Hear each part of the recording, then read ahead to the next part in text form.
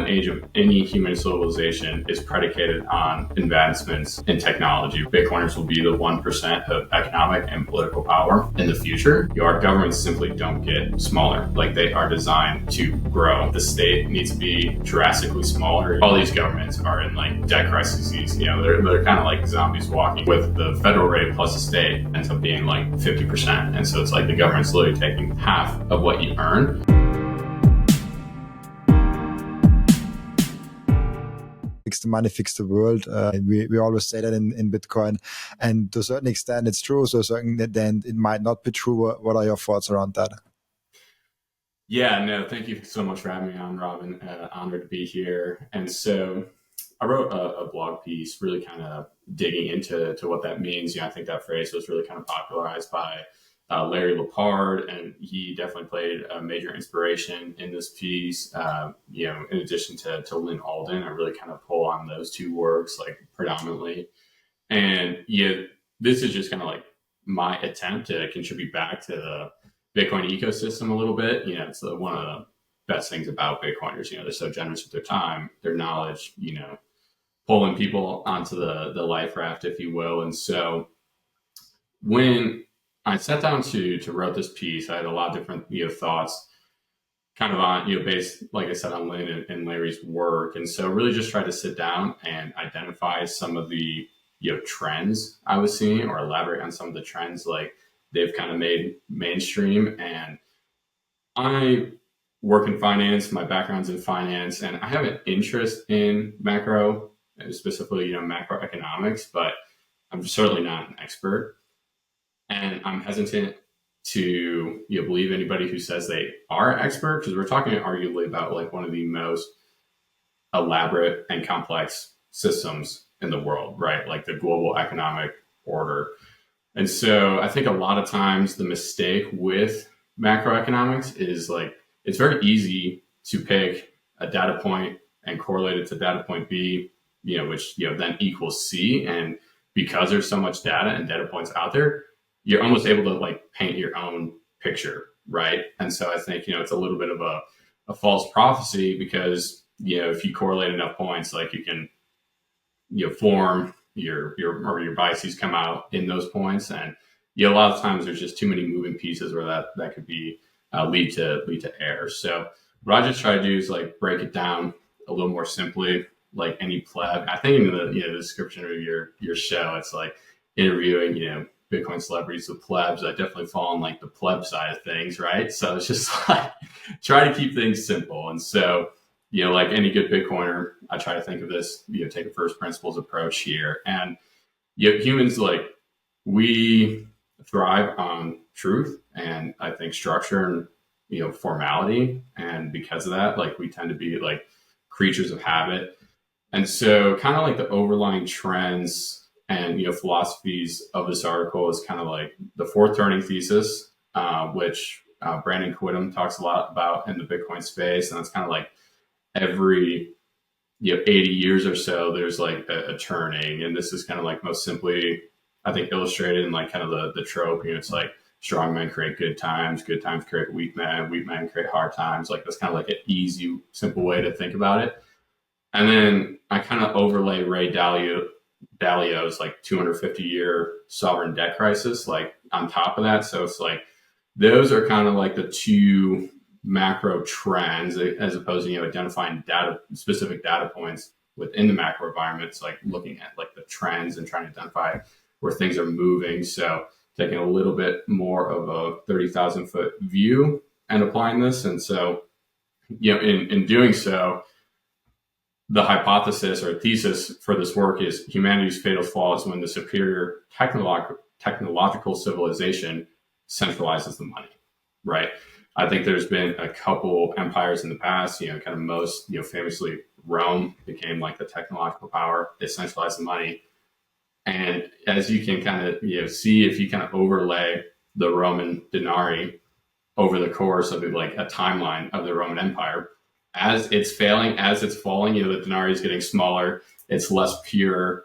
And so when that technological civilization centralized the money, they introduced all these skewed incentives, right? And this is kind of like that pattern highlighted or explained through the fourth turning lens, Ray Dalio's 250-year sovereign debt crisis, where we can kind of explain or start to see how history and humans repeat themselves. That's super interesting. Do you think those cycles are kind of inevitable? We cannot stop those like rising and falling of the empires of like this hard times great strong men and stuff like that, or I mean, this goes back to what Seyr is also talking about a lot. When you adopt Bitcoin for your company, it has a chance to make your company immortal because it grows faster, and it has this amazing core which can feed your company forever or almost forever.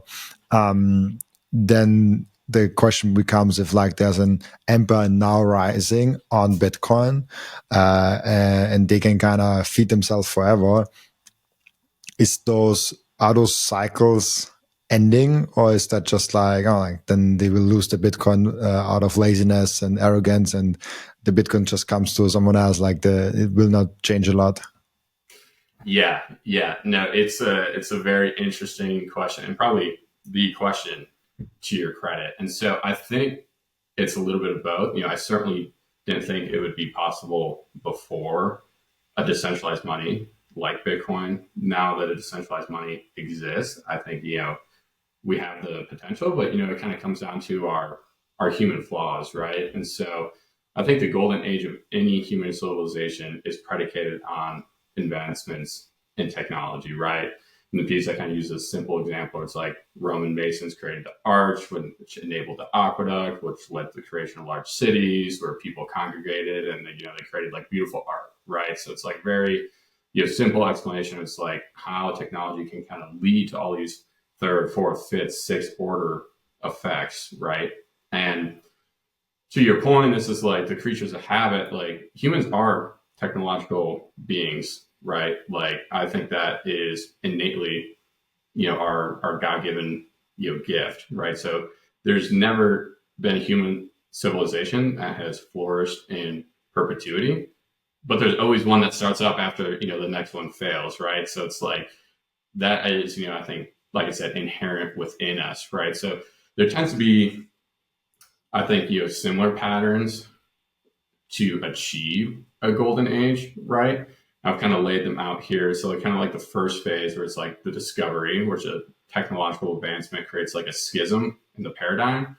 And once there's a schism, ambitious men usually can like take advantage of that, right? And now we're kind of off to the races. We're entered like the rise where the civilizations moving fast and breaking things with like the proverbial tech wisdom goes. And while you're on the rise, this tends to be like when markets are the most free. And in particular, when we look at money, which I believe, is like the base market, right? Money and energy touch everything. And so if we just simply think of money as a unit of account or an economic measuring stick, when markets are most free, capitalists, I'd love to, kind of get into capitalism itself on Bitcoin standard a little more too. But capitalists are using markets to organize capital, deploy capital, and create more capital or value. So the price signals are very clear, like in the rise. And so while price signals are clear and markets are functioning as they should without skewed incentives or like, a weight on the scale, that's ultimately how we reach like the golden age. And this is like when the civilization reaches like their technological and moral height, which is an important aspect of this. But to your point, it's like, will Bitcoiners get lazy? It's like, I would like to think not, but there hasn't been, human civilization in the past that has proven us otherwise. And so while humans have great strengths, I believe our, this innate technological being is like arguably our strongest, but we also have weaknesses, and, we're fallible beings. And so there's becomes like this weird social and moral dilemma. And again, like there's nothing technically wrong with like being technological beings or the technology itself. It's like this human aspect that like erodes like, all things good. And so when wealth and power, they tend to create like this centralizing effect, which I think attracts like the worst type of people and just kind of like broadly categorize these people as like the bureaucrats. And that's how I think like a lot of these systems and civilizations like fail over time. It's like bureaucrats know this. That's why like they are attracted to wealth and power. Like they don't create, wealth and power. They just try to harness it once it's already been created. Right. So this is kind of where if they can't compete in markets, they need to compete in lawfare. Right. So it's like once this happens, like we're past the golden age, and like we kind of enter, I call it like the debauchery phase, where lawfare is now the main mechanism for competition among the bureaucratic class as congregated around the wealth and power. And so if you can't compete in a free and open market, you need to make restrictions around the market. Well, one restriction leads to another restriction, which leads to another restriction. We have like this snowballing effect, specifically in the West. I think, we've been plagued with this where our governments simply don't get smaller. Like they are designed to grow, which, as a conservative person myself, I appreciate and respect a lot of libertarianism. Like I'm very antithetical to this idea. Like I just straight up don't like it. Right. And a lot of the problem tends to be here is when you introduce legislation or laws or anything really to skew markets, well, you're now skewing market signals, right? So it becomes like much more difficult for not only capitalists and the titans of industry to deploy capital. It becomes harder for everybody to deploy capital because there's no clear and functioning feedback loop of what real value is, right? So you're almost kind of forced into like this gambling society where it's like, okay, market signals are so skewed, I can't make sense of them. There's all this, regulation. I kind of commonly refer to like the Feds or most like the Federal Reserve, kind of specifically in a lot of situations as like this 800-pound gorilla in the room. So if they're putting like their finger on the scale and distorting price signals, it's like, well, then you simply can't make sense of them. And it's like to the point earlier I was making about economic systems like being complex. Like there's a lot of moving pieces and there's a lot of ways to like put the finger on the scale where it's like it just becomes murkier and murkier and murkier. And so you end up just like gambling. At this point, like you're just full on debauchery and you're cruising to like the fall. So this is kind of like the hard times, right? Where it's like the unproductive managerial class has been in charge for so long, they've eradicated or nearly eradicated every aspect of the rise. Like the most true technology, the freest markets. I think the only way technology comes to market is if the market itself has clear price signals, because you're ultimately betting some sort of capital, making an investment that's like what I'm doing now in the present day will be worth more in the future. Well, it's like if you can't accurately make that economic calculation for yourself, well, you're just betting, and so that's really no way to live. And the unfortunate thing I think about it too is like, I kind of use like, have you heard the saying, the bigger they are, the harder they fall? Yeah, absolutely.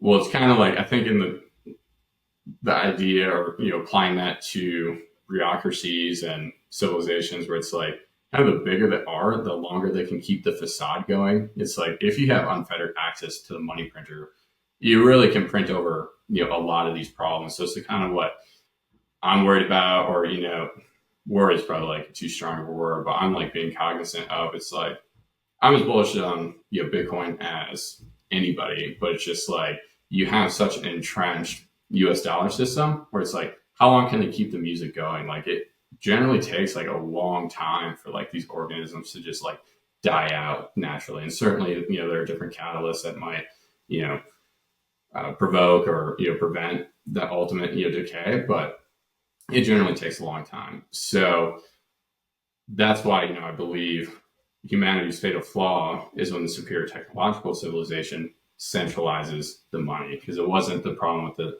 technology in the first place. It's once a power became so great because of the technology, bureaucrats came in and started centralizing everything, specifically money, the base market. That's super interesting. Also the insight of like the higher the influence of the state is, the bigger the state gets, the big, the more likelihood it also has then to disrupt the free market, and therefore kind of when go in a different direction that is not good. It's really interesting. Right now, we have we get a new government in Austria, and they are proposing a lot of expense cuts from the government, and I applaud that so much. Like they are cutting all those climate bonuses and climate substitutions that the more left-leaning government had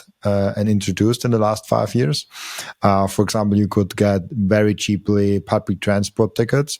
You actually get a climate bonus, which is just like everyone gets money every year, ranging from like 200 euros per person to like I think up to like 1,000 euros per person or something like that.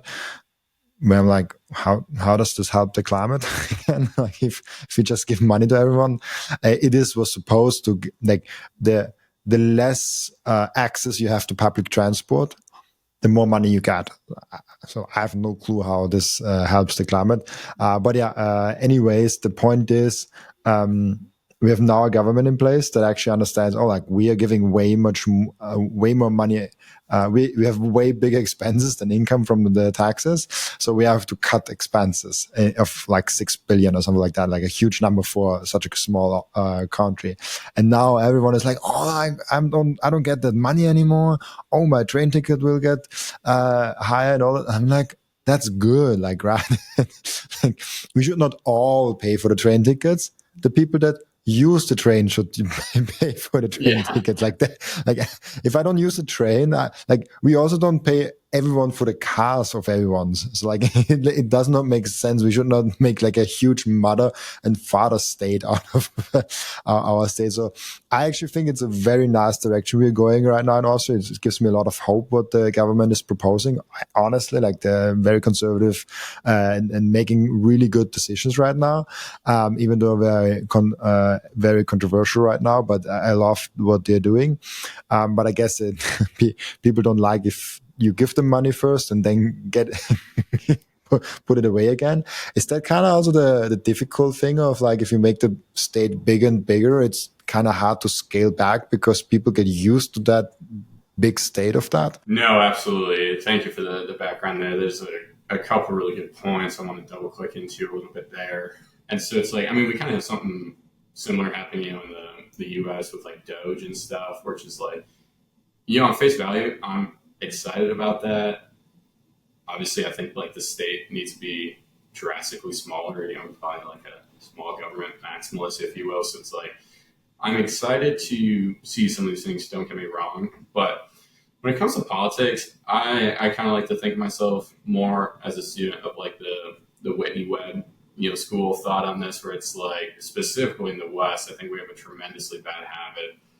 I'm not sure if it's like this in Europe as much, but it's like we think like we're gonna like these political saviors are coming, and it's like, oh, if we just get the right guy in office, and it's like Trump, where it's like him more than I don't, but he has like this cult like following where it's like he's just gonna fix everything. It's like I just don't think that's true, right? I don't think that's true of like any politician, and so I just like say that as to put like maybe some expectations or like let's measure how we're like feeling about these things like appropriately, because like while that is exciting to see things heading in what I believe is the right direction, like I also love Lynn Alden's meme where it's like nothing stops this train. It's like all these governments are in like debt crises. They're kind of like zombies walking. So it's like I don't know how successful like the Austrian government is going to be cutting.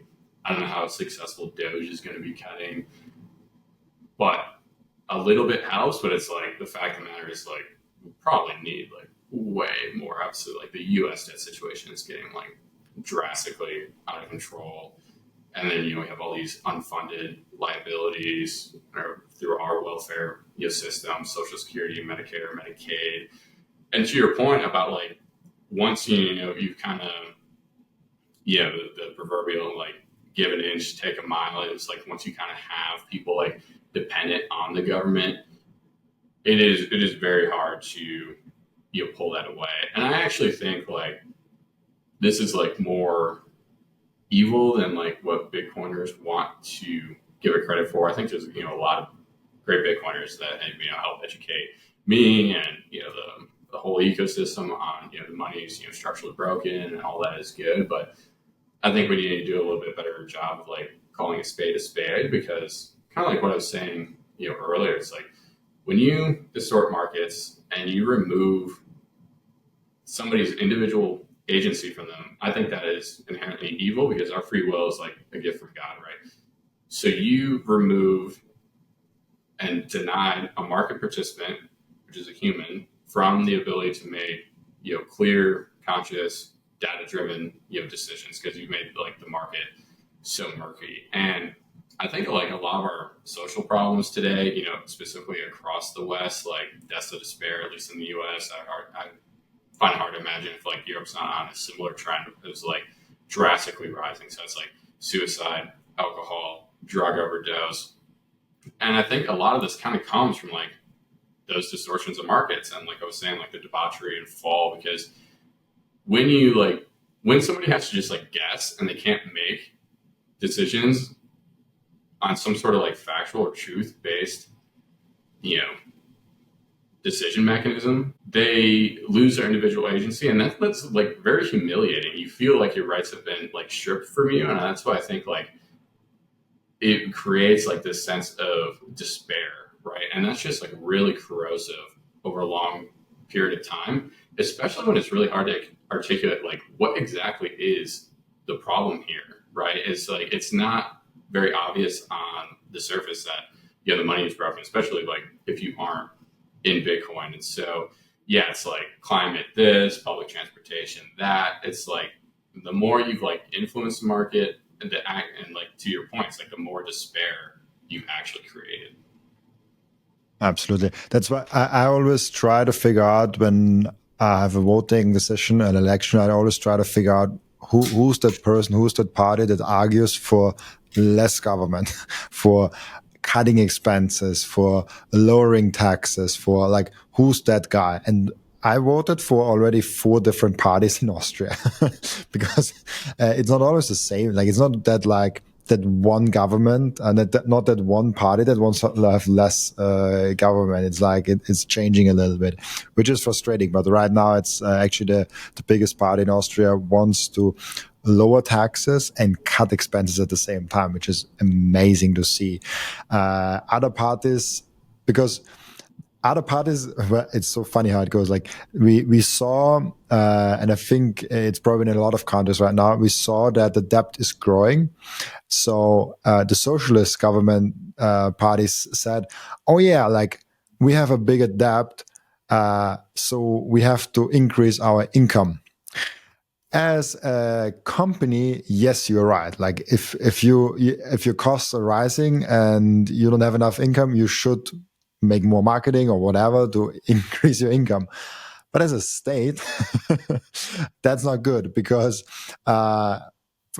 first of all, there's like a point where if you hire, I forgot what's the name is, maybe you know it. If you hire the taxes more above that point, you actually lower your total income as a state because people are fleeing or taking other routes and don't pay all the taxes. I forgot how this point in the tax thing is called, but it's around like 40% of tax rates overall, where like if you raise it to like 50, 60, 70%, it actually your tax income, your total tax income, even though there are higher taxes, goes down because people don't pay that much of taxes. They either move or they cheat.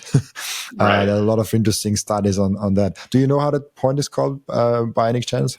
Yeah, I don't. I know what you're referencing. The name escapes me as well. But yeah, it's like capital flight. It's kind of like the trend that there's like very famous, example of this happening in France, and they end up actually like reversing it. But you're totally right, and this really is kind of like my main beef with central planners and specifically socialism is like the worship of man, right? So it's like I'm Catholic, that guides my moral worldview. So it's like when you have this growing government, these growing bureaucratic classes. They enact central planning, as much as they can, where it's like, we are better allocators of capital and your wealth than you are, which is like never once been true, I would say, in like the history of humanity. It's like, and this is, kind of the correlation to Bitcoin's like markets and people thrive when there's like the most peer-to-peer interaction and there's not like some third party tyrant injecting themselves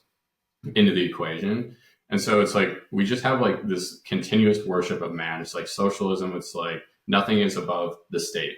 It's like, that's nothing is above, man, like worship us. We will continue to grow. We will continue to look out for you. And it's like, no, there's never been like a socialist society that has thrived. They always end up creating or leading to human suffering, which is kind of my point earlier about calling a spade. Like, that's evil. It's like, as Bitcoiners, it's like, well, socialism is like antithetical to Bitcoin, thank goodness. But it's like, we need to, Marty Bent has this great line where he's like, we need to bring back like standards and taboos, where it's like, if you understand Bitcoin and free market, kind of like the Austrian school of economics, free market principles, that enables, I'm a firm believer that like capitalism has influenced like, or is responsible for like the most human flourishing like known to man. The opposite of that system is socialism, which, I think we can clearly point to like the most human suffering. It's like communist revolution in China, hundreds of million people, killed. The Stalin and communist regimes in Russia, it's like hundreds of thousands, if not millions of people killed. So it's like, there's just such a clear line to me. And I think because I have a moral view rooted in truth, it's like, it's very easy for me to identify good and evil. And it's like, if we just kind of like frame it through that context, Michael Schellenberger was recently on Tucker Carlson podcast, and they were just talking about like the fires in California and like this bloated bureaucratic like government, the socialist government, and like not actually performing the functions they are paid to do or to serve the people. And it's like, nobody looks at this through like a theological lens, was like their point. And so I think if you kind of apply that to this instance, it's like, it's very clear to me. It's like, what is good, what is bad, and clearly we shouldn't support the bad. We should propagate the good.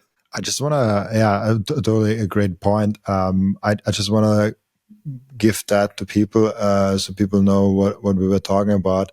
It's really interesting, the concept of the Laffer curve, where when you hit a rate, you actually get lower tax, and they're still really high. I asked then also what the rates are, and it shows like around 50 to 70%, where above 50% of income tax, it's like for corporate that's 20 to 30%, obviously because corporations move quicker, and overall taxes shouldn't exceed 30 to 40% of GDP, which is, if you look at the tax rates actually all over the world, this is usually the rate, right? Like the highest income tax rates in Austria, I think is like 55%.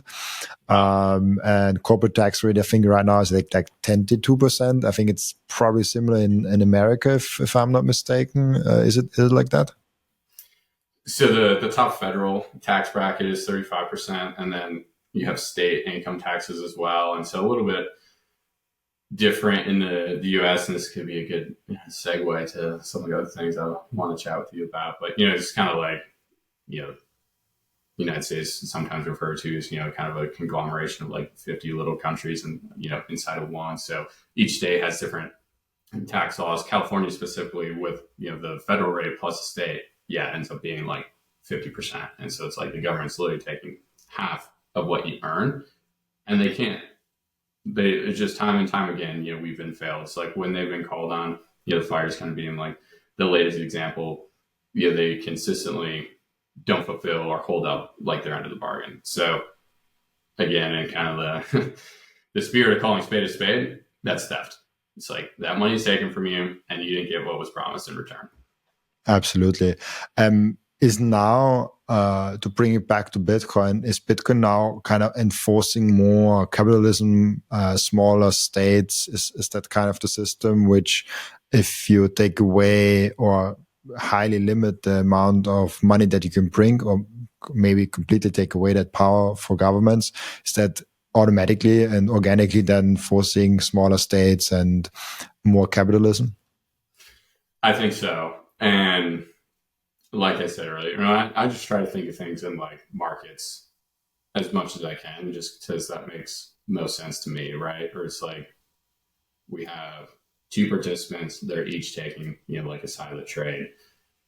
Bitcoin, is the most sound money man has ever known, right? And a lot of like the problems in our current society occur, and like we mentioned, because like the base market money is manipulated. Bitcoin is you can't manipulate it. Like there's no central party, no central authority that can come in and skew this market. So it's a decentralized open source protocol. If there's any changes to the protocol, like that has to be agreed upon by consensus of the network.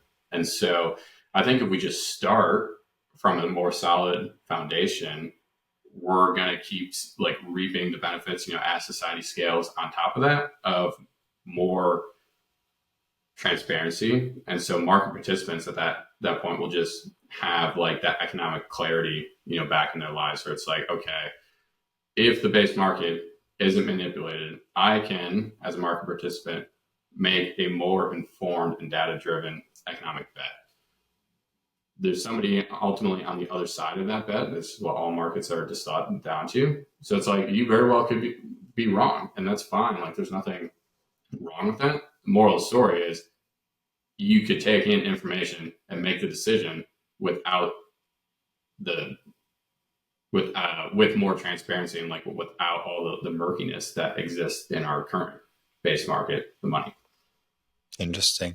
Is that kind of where what do you mean? What you mean with Bitcoin urbanism? Is like what is the concept behind that? Because I never heard about Bitcoin urbanism. Yeah. No, this is like kind of a big passion of mine. I'm like a hobbyist city planner, which just means I've watched like a bunch of YouTube videos on like city planning and stuff and like building. So I think Bitcoin is much of a monetary and economic tool for change or instrument of change is a social instrument of change. And so I've only been to Europe once, so I just like have this great reverence for the cities over there, because we had this really bad idea in America where it's like kind of post World War II, kind of like the global economic power. We have the rise of automobiles.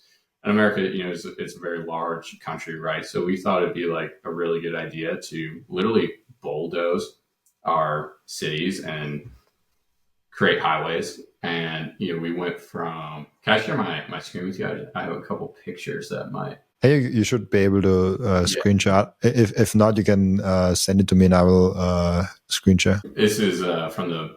I partnered up with Coin Vigilante. This is the most beautiful Bitcoin timepiece that I ever saw created by anyone. Look at that beauty. I love it so much. Coin Vigilante made a perfect Bitcoin watch. That's the perfect, subtle, elegant way to go out there and show that you are a Bitcoiner. And that watch brand is Bitcoin only. And Coin Vigilante just dropped a completely new and amazing Genesis edition of their watch collections. You have the date of the first ever mined Bitcoin block in there, and of course also the block height and which epoch we are currently in. I love the level of detail they put in this masterpiece, and make sure to check out those amazing Coin Vigilante timepieces down in the descriptions. I love those watches so much. If you watch or listen to my podcast on a regular basis, I guess you already bought some Bitcoin. And now the most important step is to keep the Bitcoin. Keep them secure in a hardware wallet. My personal recommendation for hardware wallet is the BitBox. It's super secure. It's simple to set up. It's also a perfect gift for a friend who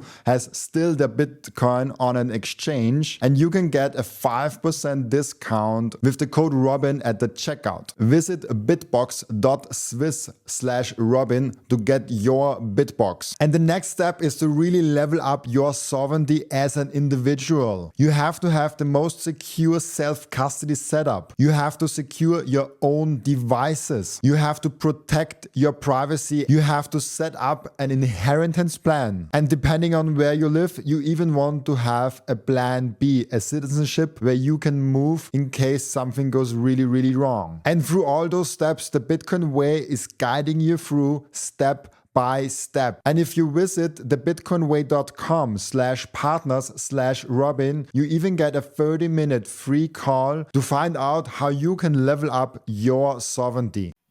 Bitcoin and Urbanism presentation I did at the CU Boulder Bitcoin Club here. Let me see if I can get this a little bigger. But, moral of the story is like cities are designed for humans, right? That's where, we've always shown a propensity to trade, to grow, the exchange of ideas, exchange of goods. Like we're social beings, as well. So it's like, I think humans inherently like to be, around other humans. Like the unfortunate reality is like, this is Kansas City in 1955. Like this is Kansas City in 2014. So you can see like we literally destroyed the urban core of Kansas City to build a series of highways. And so a couple perverse incentives here and why, I think Bitcoin is going to help us here. So this is like a side effect of unsound money. I believe it's Jeff Booth that said that, but it's like when the money isn't scarce, it will flow to scarce assets.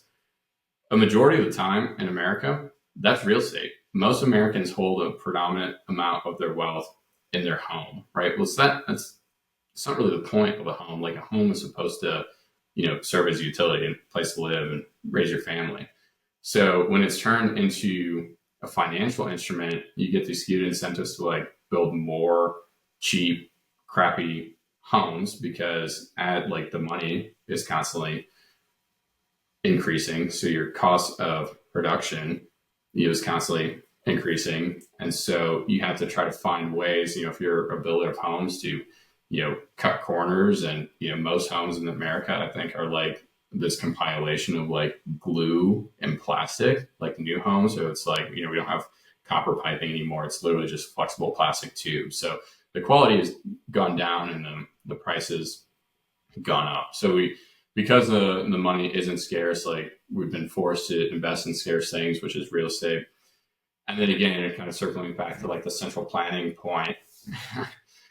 Like my second favorite central planners to like bag on besides the Federal Reserve are like city planners. And so there's like a lot of layers in the US. There's like cities, local municipalities, counties, states. And so you just get like bureaucrats like layered on top of bureaucrats. And there's different like zoning laws here. So it's like you can only build X, Y, or Z in this specific district, as opposed to like the free market determining it itself. So we destroyed our cities to build like a sprawling network of suburbia, which is, like I said, glue and plastic homes. But people want to buy those homes because they see it as like the American dream, like the white picket fence. Like, let me buy this home, build equity, and I'll ultimately be able to sell it for more than I did 30 years down the road.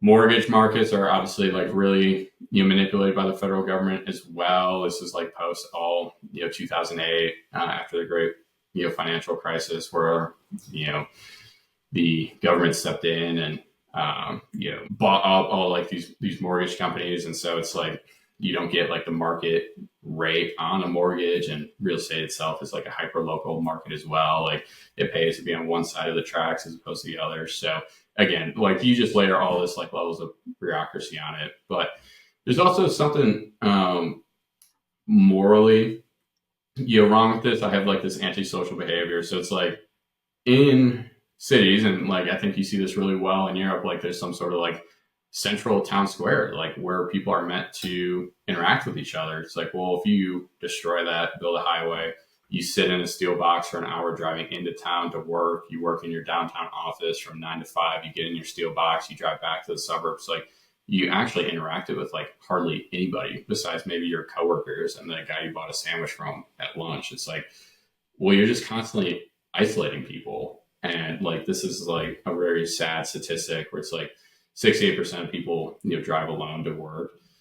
And that's not actually how I think Bitcoin works. While it is an internet native protocol, so you and I don't need to know each other to interact with the Bitcoin protocol. It's actually a very important and useful point of the protocol. But the fact of the matter is, it's a peer to peer protocol. So it's like people are meant to be interacting with each other, I think, in all aspects of life, and not so isolated alone. So kind of a combination of ways I've thought where it's like Bitcoin can fix the incentive problem and like store value. It's like your home should be like the store value, but it also like inherent within like the ethos and kind of like the characteristics of Bitcoin. It's like actually meant to pull people together. And this maybe like a good segue into like the space and like third spaces. And like in America, many of our third places were destroyed. So we're kind of leading to like this low trust society as opposed to like a high trust society, which I think, Bitcoin can help facilitate.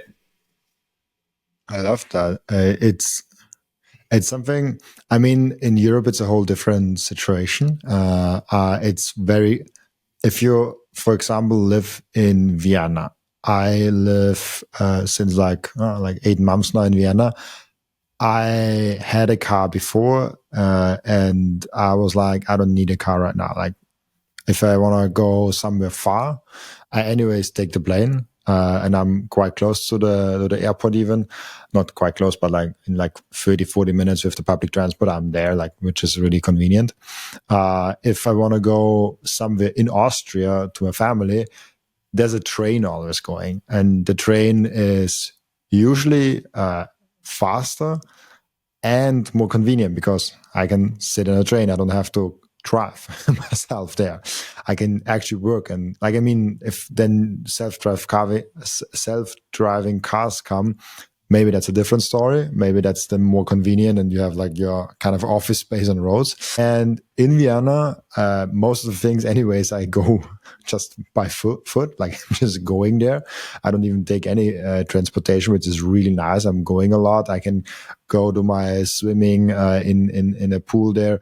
I can go to my groceries. There's like in 5 minutes walking distance. What is it? 6 different supermarkets.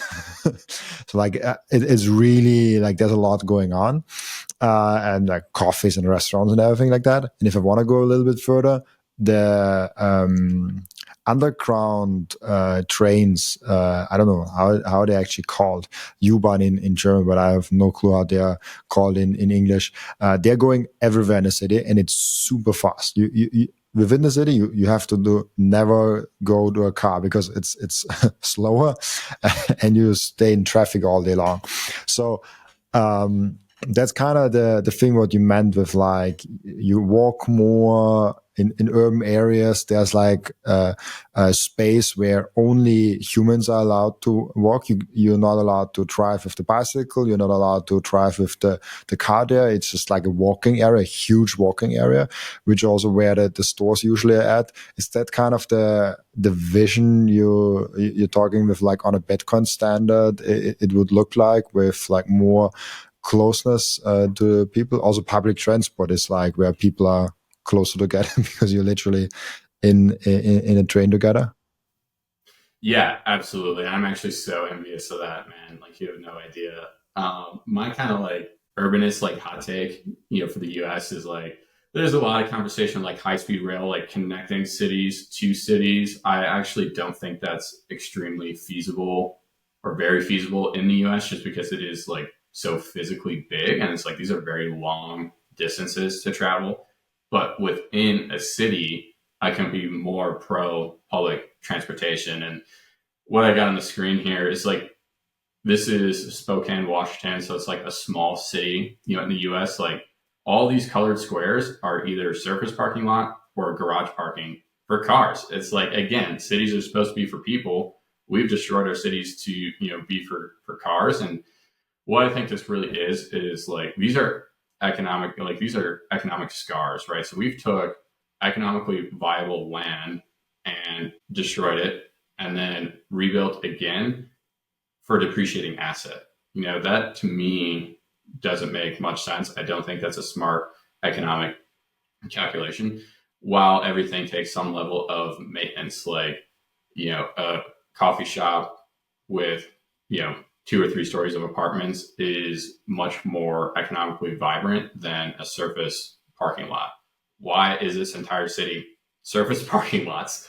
So I think, just given kind of the low time preference of Bitcoin, like this, I think these decisions were made under a fiat mindset. I think all of this is fiat, where it's like we build all this very expensive infrastructure. Like it takes a lot of money to upkeep a sprawling network of highways. Like these are, and cars and car infrastructure, like these are all depreciating assets. So it's like the further you stretch that or, expand past that economic core, like the greater physical distance, you are expecting economic return. And so you're really kind of like squeezing everything out of that equation. And it's like your ROI, your return on the investment, becomes lower and lower. And ultimately, a lot of times it's just straight up negative. And, these are very expensive projects. They keep getting more expensive. So it's a lot of this is actually just facilitated by, printed money. So I think on a Bitcoin standard, like we're going to be forced to be better stewards of our resources and make investments that have a positive ROI, which, I think will just lead to greater human prosperity. And to touch, again, on your point about people being together, I think that's extremely important to a high trust society. I think like inherently a fiat society trends towards like no trust because, like I was saying earlier, everybody's feeling kind of this sense of despair. They understand there's a problem, but they can't pinpoint it. And because they can't like pinpoint it or articulate it, those frustrations end up getting, I think, unfortunately, shown or like put out on our neighbors. Like we're frustrated with like somebody else because we can't identify like where the problem is coming from. So I think if you just like bring people together and almost, I don't want to say force, but they just like inherently spend more time together, you increase the level of trust within a society. And like Bitcoin facilitates this better than anything else, right? Because there's no central planner or central authority to Bitcoin. It all relies on, or it's like, don't trust, verify, right? So if we have a single source of truth, it's like we can build trust, on top of that and have more, confidence in a higher trust society, like with our neighbors and interacting with each other. And funny you mentioned Vienna because we got to talk about this fountain, man. It's like, what is this? It's like, this is like, I think the most perfect representation of like a high time preference society and a fiat society versus a low time preference society and, a more sound money society where it's like, why did we stop building, beautiful things? I think it's a little bit of a humiliation ritual, specifically in the US. It's like you see all these government buildings that were built with, tax dollars, which you could argue stolen money, printed money, and they're just like brutalist, ugly things. And it's like demeaning. It's like, why aren't our hard-earned economic resources going to build beautiful things that inspire hope? And so I think there's like kind of a little more esoteric and philosophical, but just such a beautiful Bitcoin, analogy in that. Is that wait? Is that Schönbrunn in Austria? Yeah, I'm almost positive it's in Austria. I thought it was Vienna, but no, I think. Wait, can you stop sharing? Then I quickly can share that. I think that's actually where my running route is. Let me so that's Schönbrunn, Schönbrunn the fountain, and that's exactly that one. And let me see. I think here's a good picture. So this is the now it's a website. This here is Schönbrunn, the palace. And I actually live from here, like if you run like 15-20 minutes away from here. And I usually run in here and run to the side and then run in here and run up there and then down again. So like that's usually my route. For people live in Vienna, they can now see where I run. Here, right at the center there, because where the small hill starts, there's a fountain. And when you showed the fountain, I was like, that seems to be a very familiar fountain. And that's actually this fountain here. Maybe there some close up picture, like I think here, this is it, yeah. And this is right, that fountain that is, I live from that fountain with foot like maybe 30 minutes away, and with the car like 10 minutes away or something like that. So yeah, that's very close. So if you're ever in Vienna, let me know. You have a guest room here in Vienna with me, and I'll take you with my in my running around there. Yeah, and it's really nice. There is a small restaurant over there, and it's so lovely. It's super expensive, but it's so lovely to sit there and have something. And yeah, like the in Vienna, honestly, the more I travel, the more I love Austria and living in Vienna. Yes, we have a lot of problems like taxes and bureaucracy and stuff like that, but you can really see almost like that Austrian economics, Bitcoin standard in the city.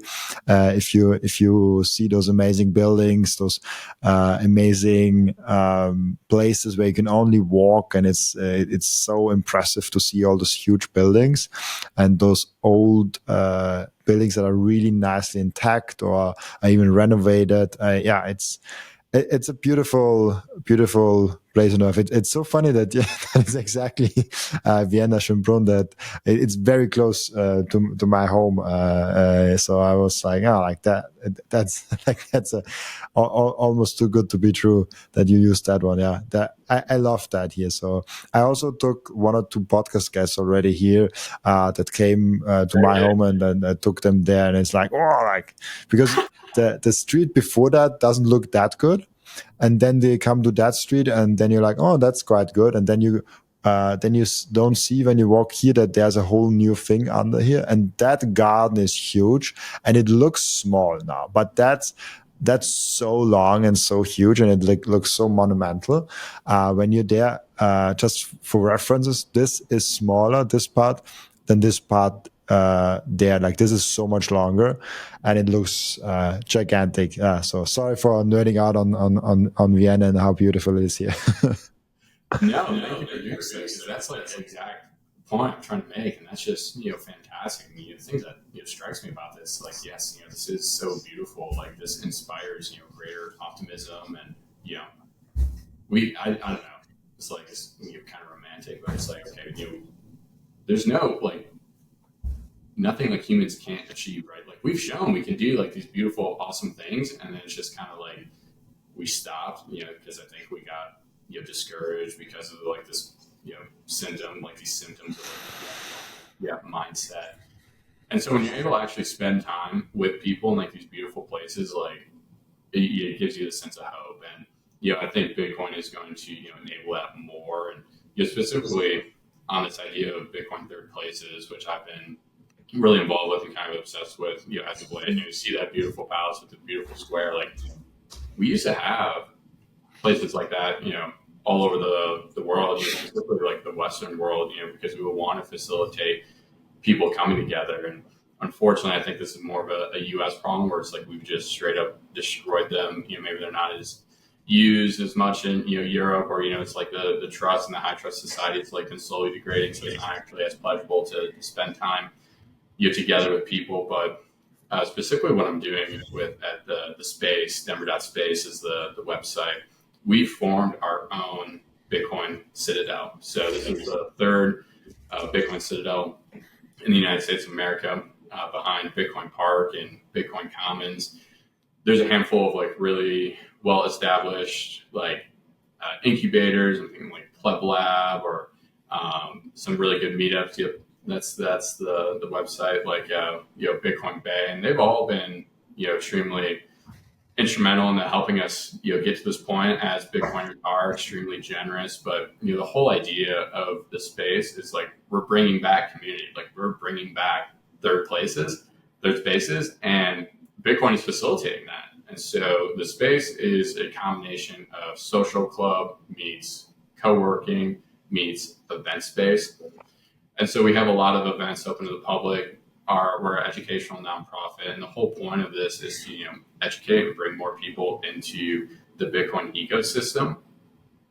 And then inherently, when you do that, you attract people and you rally them around a common cause. Like you actually create a community, right? And so we have like a community of people that are extremely talented and want to be around each other. It's like people from the space have helped me set up my Bitcoin node. They've helped me become more sovereign. They've helped me learn more about open source software, about mining. It's like people chip in to help clean. We cook meals together. We spend time together. And it's like in doing so, it's like Bitcoin is facilitating us like from a grassroots effort. Like Bitcoin is a grassroots effort. It's one of like the most important aspects of Bitcoin.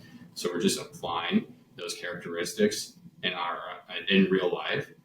And it's amazing like the fruitscape that can be born from that. It's like bringing back the place where people can come and congregate and just be with other people, specifically around a centralized call and rallying flag like Bitcoin. I love that. Yeah, it's also you said Denver you're from, right? Correct. That's where I currently live. I'm from Wisconsin, originally in the Midwest. Yeah. How satisfied are you with the Denver structure in the city? Oh, sorry, what was it? How satisfied are you with the Denver city planning and structural design of Denver? On a scale of 1 to 10, I'd probably score it like a 5.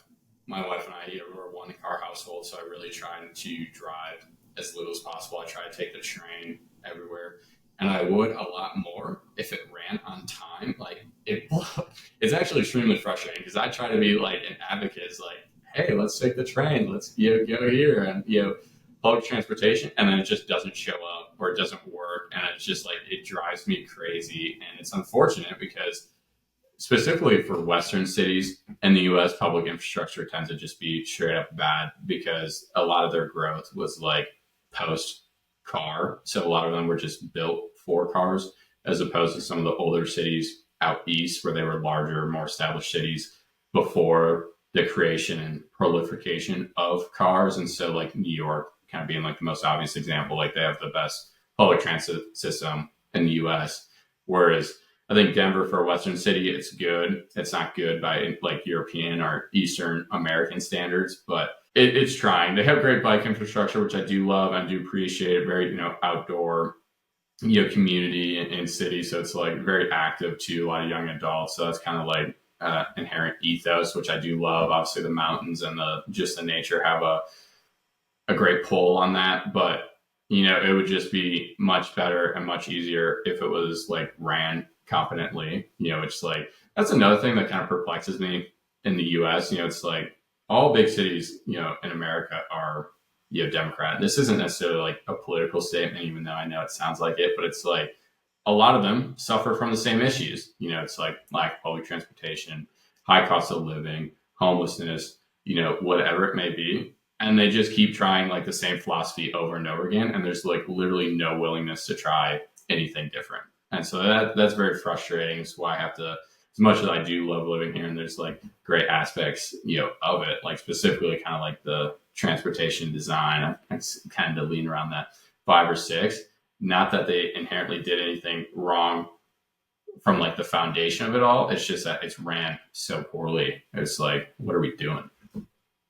Interesting. Yeah, it's gives a lot to think of, like city design and stuff like that.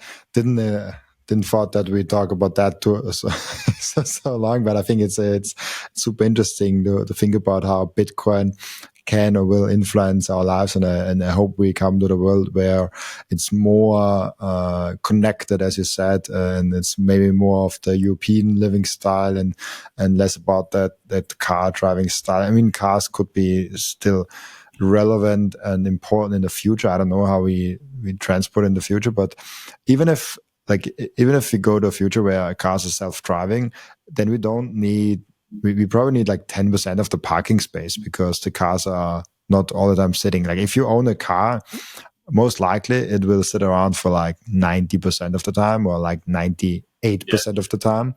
And then it's like, how much do you really use it? How useful is that car actually? And I like to own things that I use a lot. Obviously, there are things that I barely use. For example, my shower. It's maybe a weird thing to say, but I swim 4 times a week, so I shower and do my hair, use my clean my hair and shampoo my hair always in the swimming pool and their showers.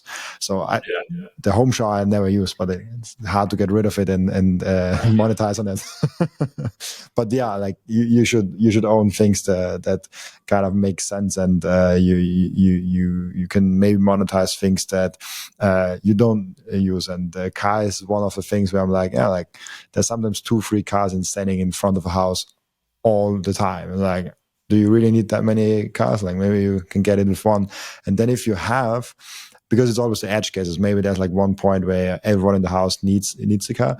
If we then have come to the point where it's like self-driving and you just like get it, it's like, oh, like I need now a car to drive me there, and it comes in like 2 minutes. It's like a cheap Uber basically. And I think just going off on a tangent, but I think future will be bright.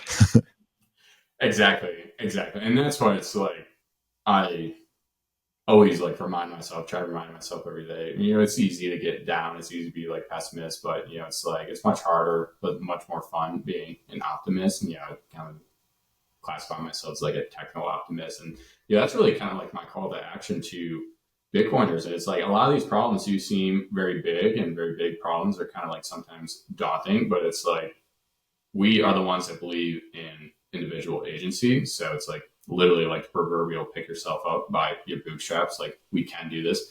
We have a sound monetary system. It's a savings technology.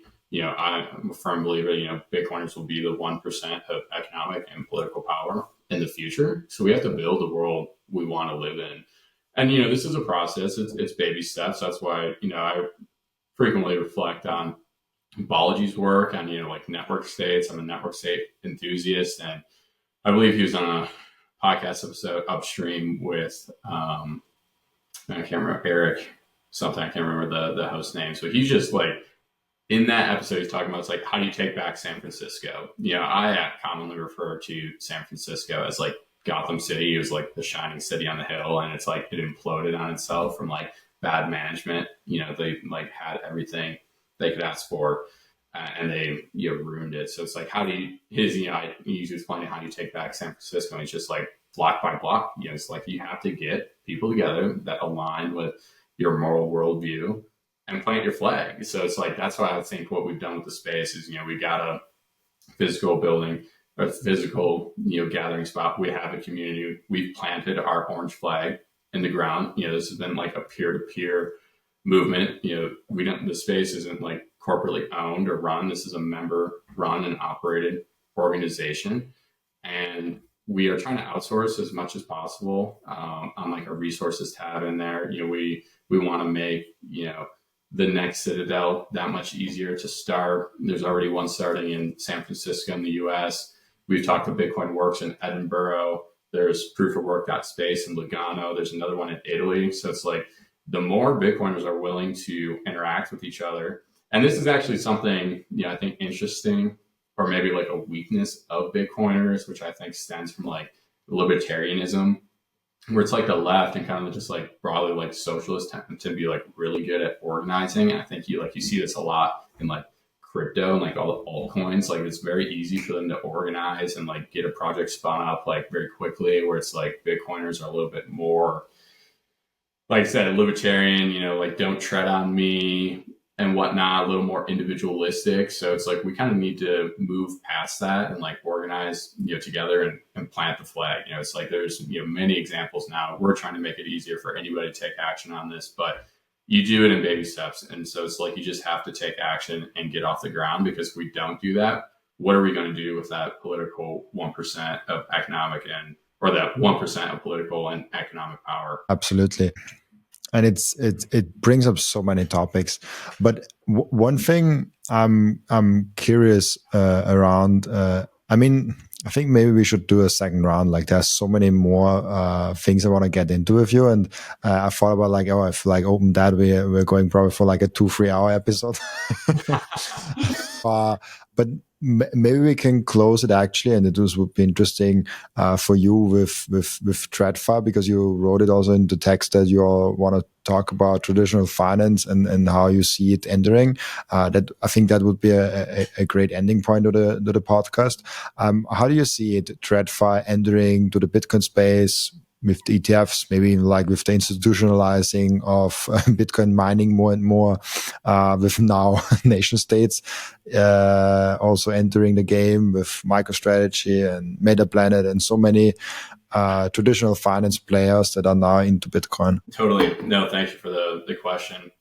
I, like you mentioned earlier, it's like my background degrees in like finance, traditional finance. I always joke now, it's like a lot of good that did me. It's like I had to unlearn all this stuff and relearn Bitcoin. But I really just identify more as an entrepreneur. And I founded Basilic Wealth Management. We're a Bitcoin wealth management firm. And so this is something like I work a lot with, obviously my day job, but do a lot of thinking and research on. And, kind of just like a fun statistic is there's about like 300,000 financial advisors in the United States. I'm part of the Bitcoin Financial Advisors Network, and there's 9 of us. So it's like a very almost a niche of a niche, propagating like the Bitcoin message. And in the U.S., this is a highly regulated industry. So it's like I'm a fiduciary, which means I have to act and always act in the best interest of my clients. And I believe it's my fiduciary duty to talk about Bitcoin. It's the best performing asset over the last 10 years. Kind of where we differ as a firm is we focus on sound custody solutions. So this isn't just price exposure via the ETF. This is how do we self custody the bare asset itself and become sovereign individuals. So that's what I focus a lot of my time on day to day. But if you just move it up one level from that, and again, of course, not financial advice, but in acting as a duty, my duty as a fiduciary, a lot of times that comes down to understanding each client's individual financial needs, right? Because everybody, different. So there's the financial planning aspect of that. There's like portfolio management aspect of that. There's this psychological aspect to that. And I think up until recently, even if you wanted to be, you were like a Bitcoin wealth manager, you wanted to, fulfill your fiduciary duty to your clients, it was actually very challenging because there's a lot of controls and regulations like around Bitcoin in the United States. And so fortunately, and one of the things that is not only happening currently in the market, but I've kind of expanded on in some of my other writings, is like the Bitcoin financial service industry is really growing in some fantastic ways. And I'm a Bitcoin only firm. I only work with Bitcoin partners. That's, companies like River, Unchained. And, what these companies are doing is building out the capabilities for people like me to service our clients. And I'll just kind of give an example. Build Asset Management is a U.S. asset manager. They're out of Seattle, and they've created a private credit fund where they buy Bitcoin collateralized loans in a private credit fund, and then they sell that. So they're kind of securitizing, which a lot of times is like a bad word in Bitcoin, but that's a tried and true traditional finance product and strategy that's been applied to Bitcoin. So Unchained originates a loan. So they give dollars to a customer. That customer uses their Bitcoin as collateral. Build buys that loan, packages it up in a private credit fund, and then my clients can buy that private credit fund and then get the yield from the interest paid on the Bitcoin loan. So this is how we could fulfill like the fixed income exposure that a particular client may need. Maybe they're older in retirement, they need consistent income. But Build has built a financial product using, like I said, traditional financial tools and applied it to Bitcoin. So that client is now getting their fixed income requirement with exposure to Bitcoin. And so there's just more and more stuff like this coming out, which makes me extremely excited. Most recently, Strive Asset Management they've announced an ETF where they're buying the MicroStrategy of the world, the Meta Planets, companies that have issued debt to buy Bitcoin, putting that into mutual fund or ETF. I can't remember what specifically they're doing with that. And now that's like a publicly traded security that I can advise on or clients can, buy, and we are fulfilling some of those traditional finance needs in the Bitcoin ethos. And so, again, I still think this is, emerging. There's a lot of work to be done, but this is how it kind of, evaluates, opportunities like this. I mean, there's a lot of these, I think, shenanigans in DeFi. I really try not to use that word. I don't like it because it's like association with crypto or shitcoins at large, right? And, it's kind of like specifically around that yield point where it's like, if you don't know where the yield is coming from, like you are the yield. Well, that is like DeFi, degenerate, debaucherous crypto games. What I just described with Build, like that is like Bitcoin games. That's like tried and true. You just applied a TradFi strategy, to Bitcoin. And so I always look out, it's like, is this multi-sig, building on chains? Like they, go to their websites with more information, but it's like, this is all multi-sig infrastructure. There's no rehypothecation, proof of reserves. You can verify that your collateral, hasn't been moved. There's no ability for that collateral to be moved without, the proper majority of keys. And so while it's exciting that a lot of these traditional financial strategies are being applied and brought to Bitcoin, I like to be a little provocative with this. I think this is like the financialization of Bitcoin, just like poke Bitcoiners in the rib a little bit. These are ultimately good things. Now, kind of again, pulling on some of my like libertarian beliefs, I don't think this should necessarily be regulated. I actually like, to some extent, obviously, like there's a lot of regulation in financial markets, depending on what type of products or strategies you're talking about.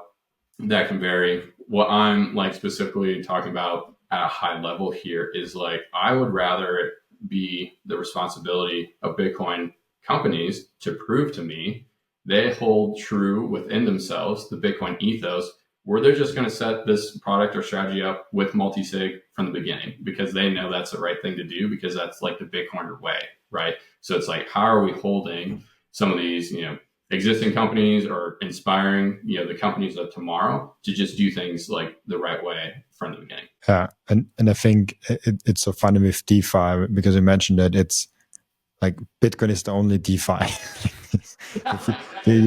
the DeFi is decentralized finance, and it's like Bitcoin is the only one that can call itself DeFi. Like the other DeFi is just CeFi that calls itself DeFi. It's really frustrating. Oh, it's so true. It's so true. That's like literally one of like my main talking points, about that as well. And just some, I think kind of like the bigger trends too, I see in like this, financialization of Bitcoin, where, if we're bringing, not all of TradFi is inherently, bad, or what I was classifying it as before as like evil. Like there's nothing wrong with like an option contract inherently or a derivative, right? That is just like two market participants taking, one side of the bet. Like one will be wrong, one will be right. There's nothing wrong with that. So it's like, I don't think there's anything wrong with applying these TradFi products and strategies to Bitcoin. We just want to take the best of TradFi and not the worst of TradFi. And we need to be cognizant of that. But as like these, ecosystems, products and strategies like keep developed, like I think this is going to actually increase diversification.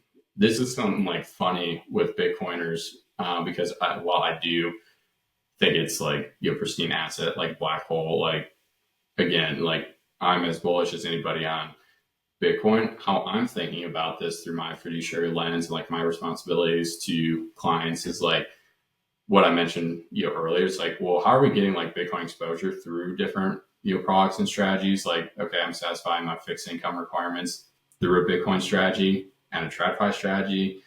I think as the derivatives and hedging markets get built out, this is really just risk management. I don't think there's anything inherently wrong with it. Like a corporate professional finance team applied to a Bitcoin standard, right? I'm really bullish on like loans and collateral. I think Coinbase just announced today they're offering loans to U.S. customers, and again, like I think this is an exciting development, but we got to hold them to like our Bitcoin principles and ethos, multi-sig cold storage, no rehypothecation. I haven't seen the exact details on how they're doing that, but this is just an example of more opportunities or more options coming to market. And as specifically like loan markets get built out, it's like I don't want to sell my Bitcoin either. Like how can we use that as collateral? I don't think there's anything inherently wrong with lending or loans. It's just where a lot of the shenanigans and TradFi have come from. It's like if you have free money, this is like the zero interest rate phenomena. You just like, again, like we were talking about earlier, like you've murky these markets because there's no cost of money. Well, there will inherently be a cost of money in Bitcoin. Like I don't think there's any way around that. So when you have institutions, using Unchained example here, and they, underwrite a loan, what they're really doing there is like they're kind of assigning like a market signal on the perceived risk of Bitcoin volatility with their interest rate. As more market participants enter, like they will be, competed down to the market's perceived risk of Bitcoin volatility. So if you have a lot of institutions that issue, loans using Bitcoin as collateral, that interest rate will serve to the rest of the market participants like a perceived risk of Bitcoin volatility. So I just think that's like particularly an interesting dynamic that's evolving in the Bitcoin ecosystem, because like what we're really doing here is we're deepening the Bitcoin capital markets and we're allowing more market participants to enter it dependent on their own individual needs. Like a multinational corporation, let's take an airline, for example, they might need to hedge like the price of fuel in the future. So if they're using a Bitcoin standard, they would need those classic risk management tools and products available to them. And the rest of the market can see that as another data point to make data-driven economic decisions for themselves. And so ultimately, I think as the Bitcoin capital markets deepen, we'll have improved price stability, which will just kind of be like the natural maturation of Bitcoin. And it's it really, I think it's an amazing episode already. Really, really nice. We have one question that I ask each and every one of my guests, as you might know. And the question is, what can we learn from you besides Bitcoin? We talked already some things besides Bitcoin, but is there something else also that you would like to add? Yeah, well, I really, I think this is kind of like a good like symptom of Bitcoin. One thing I really try to be cognizant of myself, and I try to like instill, in my clients is like, as Bitcoiners, like I mentioned, like I believe we're going to be like the political 1% of the 1% of economic and political power. So do you have like a moral worldview? Have you adopted a moral worldview that will incentivize you to be a good steward of your wealth and the resources you have amassed, right? And so I like to really dig into like this like social level of Bitcoin. I really encourage everybody to adopt a moral worldview like that, because you ultimately will be responsible for building the world we want to see. And if we're good stewards of our wealth and our resources, that will be much more feasible. I think ultimately not only in the interest of Bitcoiners but society at large. Absolutely. I love that. Really cool. Perfect. Then we come to our end routine. And I think it's a really good point because, sorry to interrupt you again, but I think the thing of we Bitcoiners maybe some actually stumbled upon them because some friend forced them into it, or like some were like, oh, like, okay, let's try this Bitcoin thing without really understanding the ethos, and then all of a sudden they got a lot of wealth. But I think most of the Bitcoiners actually got into Bitcoin because they researched, they understood it, they adopted the ethos, they adopted the mindset. So a lot of Bitcoiners, I think, will be very great with resource allocations and with like going good around that resources and going good around that wealth. And those who don't, anyways, will lose it quick. So that doesn't really matter. Like the free market kind of sorts out, but we do have an interesting responsibility to form the new world, and I like that idea. I think Alex Svetsky also talks around that idea a lot in his new book. I completely blank on the name of what? The Bushido of Bitcoin. Yes, the Bushido of Bitcoin. Yeah, I think that's also kind of the where this is going. Yeah, but yeah, thank you so much. We have an end routine in the podcast where the previous guest is asking a question for the next guest without knowing who the next guest actually is, and the previous guest asked you the question: what's the role of decentralization in Bitcoin, and how far can decentralization go? Oh, that's fun. That's a great question. You actually kind of, I think, touched on it beautifully before. I think what's imperative for Bitcoiners to know and kind of like evangelize with, like this is a tool in our tool belt. It's like we're actually the only decentralized protocol, and that's like very important. And it's a shame that like the marketing departments of all these crypto projects have like just really kind of like, I think, belittled that word. Like it's really kind of like a buzzword, I think, or reduced to like a buzzword most times. But that's actually like the most important thing, or like certainly one of the most important things, because like the whole point of like a free market and a sound money is that there's no central controller. And as far as I know, Bitcoin is the only protocol that supports it. And this just is all credit to, Satoshi, because he is just like, I love like the design of Bitcoin. I think it's like so beautiful and well thought out, where it's like the asset incentivizes the network, but the network protects the asset. And that can only be done in a decentralized open source protocol where market participants have a vested interest without any particular loyalty or allegiance to a nation state or any sort of other type of group they might identify with. Absolutely, yeah. I love that answer also. Really cool. Thank you so much, Wyatt, for being on the show. Before I let you go, where can people find you, ask your questions, and reach out to you? Absolutely. Thank you so much for having me on, Robin. This was a ton of fun. You can find some of my writings at wyattorourke.com. My firm name, wealth management firm, is Basilic Financial. You can find me at basilic.io, and then on Twitter at WR O'Rourke. Thank you so much, Wyatt, for being on and for taking time. Also, thank you so much for everyone that is watching and listening, for joining us today. As always, I'll be back tomorrow with another episode. Bye-bye.